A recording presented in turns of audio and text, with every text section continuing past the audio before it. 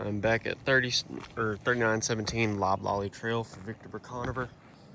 Reason for this video today is once again to submit additional documentation to the claim regarding hail damage, as well as I will be doing an attempted repair on the roof and see if it's in a condition to be repaired. First things first, I want to go over collateral. I want to actually go over every single bit.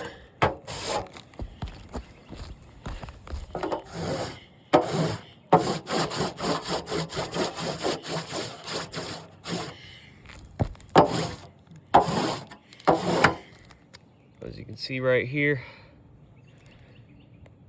this is about the size of my fingertip, as well as this one right here.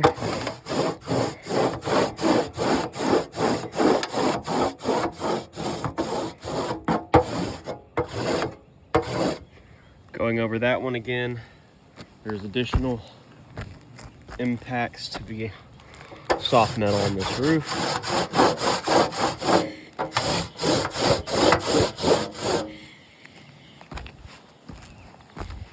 And if we go over here,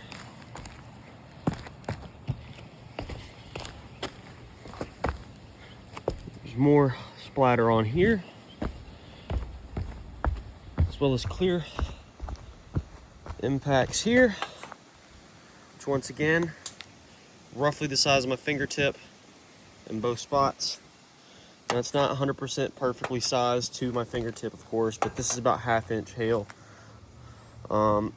I'd argue this is not collateral, being that there's that line through it. However, these two are definitely impacts caused by hail. This is the southwest slope. In fact, if I walk up and go back over here, I drew it out for you. I pulled out a compass. This is the exact direction northeast. So this is where the slope or the storm would have came, in this very direction, pointing towards that front left slope. Of course, it would have primarily affected the southwest slope, which is where these dents come from. And once again, to show you, those are impacts to the roof. Right here on this soft metal, more collateral, all of which right here, about the same size as my pinky. You can see splatter on this. And I want to show you these hail hits one more time, show you exactly what I'm talking about. So in between the wear and tear, obviously this is wear and tear on a shingle. I'm not calling this other stuff, like right here. This is not hail damage. This is not hail damage either. This is a blister.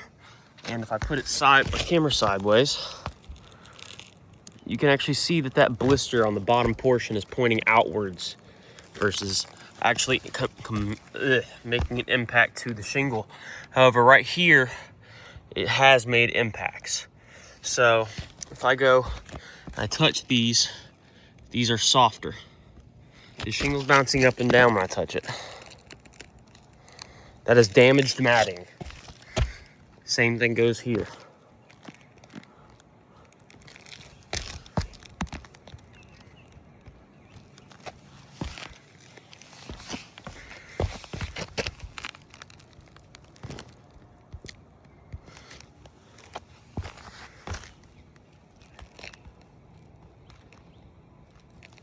The matting to these shingles has been damaged.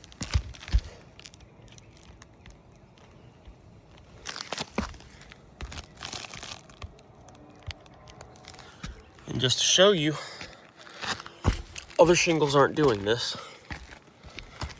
I'm gonna go to a spot I did not mark as hail. There's a good one. Right here. If I touch this, nothing's happening. That's because that matting is not damaged. On the back slope, we got 10 in that test square right there. Of course, they can pick and choose where they want to put a test square. And they can put it in a bad spot. Now, during the engineer report, there were 2 spots marked as hail damage. And for the life of me, I cannot remember where they are. However, right here, this is another spot I would call hail. Soft matting with ingrained granules embedded into the shingle. Maybe not right there. Actually, on second thought, that might be, I just felt it. Bringing that total up. This one's definitely a heel hit. And just to show you what I'm talking about here, once again, roughly the same size as my fingertip. If I touch it, that matting is damaged and soft. Same goes for here. Or maybe.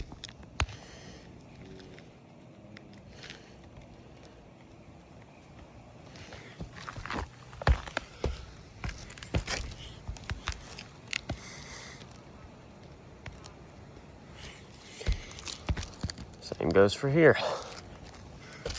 All these spots, roughly the same size as my fingertip, with collateral damage to support it. I've already submitted extra documentation regarding, and look at here, look at this webbing. That doesn't happen without a hail hit. It's facing in the same direction the storm would have gone. Shingles bouncing up and down. And this could not be possible without a hailstorm. These these soft metals would not be damaged. There's no trees to really fling them in that direction. And an acorn wouldn't be damaging soft metals like this and creating damage like this.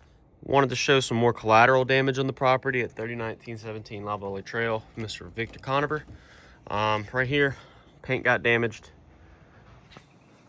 Facing this direction is northwest, so the other side of the house would be the southwest slope. However, this is not a super steep roof. This is less than a 712, so it is possible for damage to have occurred on this property. Right here on this gutter, same size as the other bit of collateral, about 1/2 inch to maybe 0.75 inches damage on this gutter right here. And I'm gonna go around back and show you guys some of the other damages. So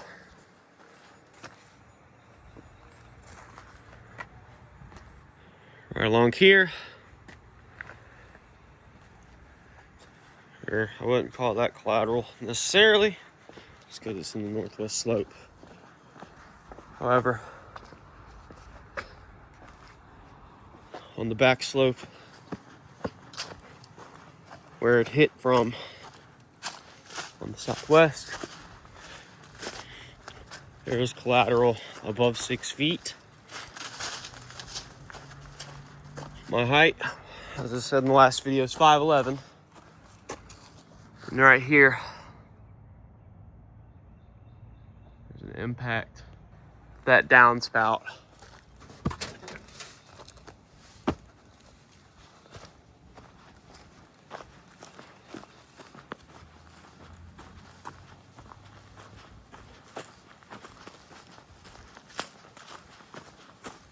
I want to go back to this downspout right here. This shed is brand new. But if I go up and down with this,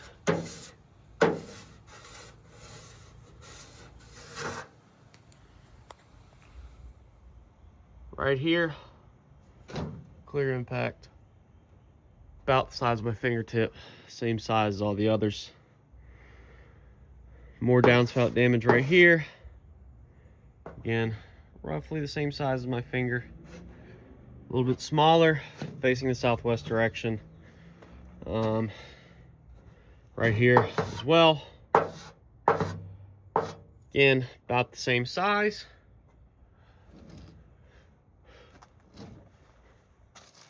it's a little bit harder to get back here.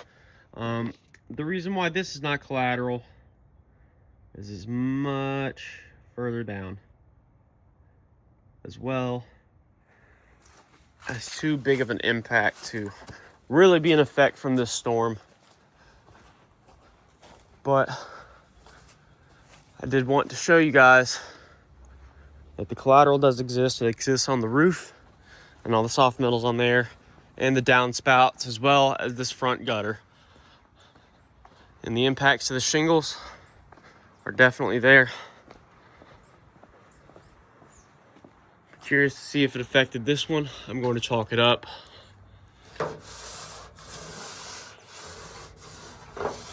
The yellow is probably not the best color for this.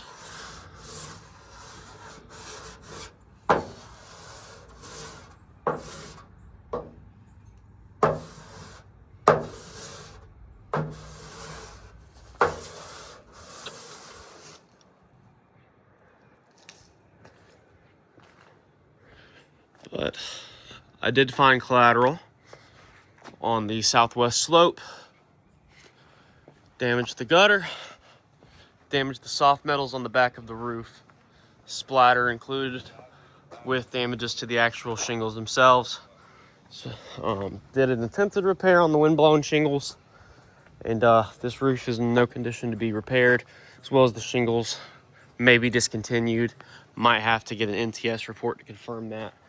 But this is the additional documentation that I wanted to submit once again through video. And thank you for reviewing, and have a good day.